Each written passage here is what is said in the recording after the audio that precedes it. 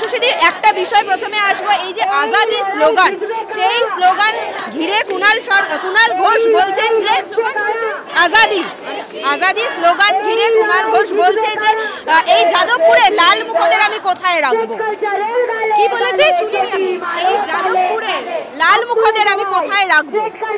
যাদবপুরে লাল মুখদের উনি কোথায় রাখবেন, সেটা ওনার ব্যাপার। ওনার অনেক গোপন জায়গা আছে যেখানে উনি অনেক কিছু রাখেন, কিন্তু ব্যাপারটা তাই নয়। ব্যাপারটা হলো যে রাস্তায় নেমে জাস্টিস চাওয়া, স্বাস্থ্য সুরক্ষা চাওয়া এবং নারীদের সুরক্ষা চাওয়া যদি রাজনীতি হয় তাহলে এটা রাজনীতি, তাহলে আমার কোনো আপত্তি নেই রাজনীতি হলে।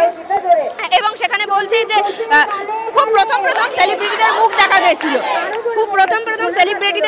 গেছিল, সব তো ফুটেজ খেতে এসেছিল, তারা তো চলে গেল। আজকে আবারও আপনাদের এই মিছিলে দেখা যাচ্ছে, কি বলবেন? আমি এটাই বলবো যে দেবীপক্ষ শুরু হয়ে গেছে। দেবীপক্ষর মানে হলো অসুর নিধন, অশুভ শক্তির বিনাশ। যে সমস্ত জ্যান্ত অসুররা ঘুরে বেড়াচ্ছে বা আপাতত জেল হেফাজতে বা সিবিআই হেফাজতে আছে, তারা যাতে আবার ফিরে না আসতে পারে, তাদের যেন ওখানেই বিনাশ হয়, সেই জন্য আমরা রাস্তায় আছি। এবং সিবিআইয়ের উপর, প্রশাসনের উপর, আমাদের বিচার ব্যবস্থার উপর এই চাপ আমরা রেখে যাবো যতদিন না ন্যায় বিচার হচ্ছে। সাধারণ মানুষ হিসেবে একটা কথা জিজ্ঞাসা করি, স্বাস্থ্য পরিকাঠামো এই যে কথাটা উঠে আসছে, অনেক পরিবর্তন চাইছে জুনিয়র ডক্টর। একজন সাধারণ মানুষ হিসেবে আপনার বাড়ি কিন্তু দীর্ঘ রাজনীতির ইতিহাস রয়েছে, সেই দিক থেকে কি বলবেন? না, এটা আমার ব্যক্তিগত মত, এটা রাজনীতির কথা নয়। সেটা হলো যে এই যে বলছে ডাক্তারদের কর্মবিরতির জন্য মানুষ অসুবিধায় পড়ছেন, আমি সেটা অস্বীকার করবো না, কিন্তু জাল ওষুধ, অর্গান ট্রান্সফার, ট্রেড কালচার, এর জন্য এতদিন ধরে যে মানুষ এত অসুবিধায় ছিলেন, সরকারি পরিষেবা থেকে তারা বঞ্চিত হয়েছেন এবং যে কণ্ঠস্বরটি তার বিরুদ্ধে কথা বলেছে তাকে খুন হতে হলো, এইটাতে সাধারণ মানুষের যে অসুবিধা হয়েছে এবং আজকে আমরা পথে না নামলে আরো অসুবিধা হবে, এই নিয়ে প্রশাসনের কি বক্তব্য এটা আমি জানতে চাই। এবং ডক্টররা যে কর্মবিরতি চালিয়ে যাচ্ছেন, একাংশের সাধারণ নাগরিক, রোগীদের পরিবার কিন্তু বলছে যে আমরা অসুবিধার মধ্যে পড়ছি, আপনারা প্লিজ ভেবে দেখুন, সেই বিষয়টা নিয়ে আপনি কি বলবেন?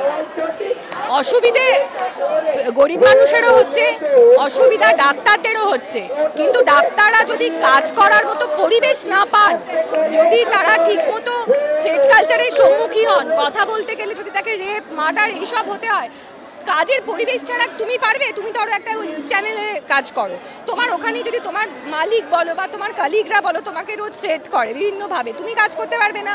আমি স্টুডিওতে কাজ করি, কালকে গিয়ে যদি আমি দেখি যে আমাকে লোকে থ্রেট করছে বা রেপ থ্রেট তো আমরা প্রতিদিন পাচ্ছি সোশ্যাল মিডিয়ায়, তাহলে আমরা কাজ করতে পারবো না। এটা তো স্বাভাবিক, কাজ করতে গেলে কাজের পরিবেশ ফিরিয়ে আনতে হবে।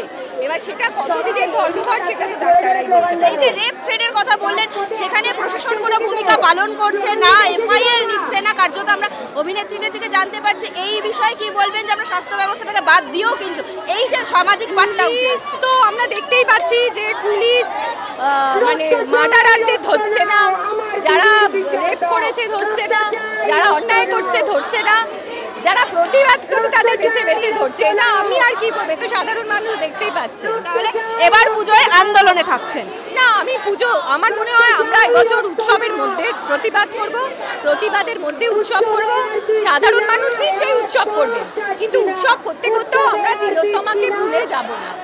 আমি উৎসব বয়কটে নেই, উৎসবেও আছি, প্রতিবাদেও আছি, কিন্তু উৎসবের মধ্যে প্রতিবাদ করব, প্রতিবাদের মধ্যে উৎসব খুঁজে নেব।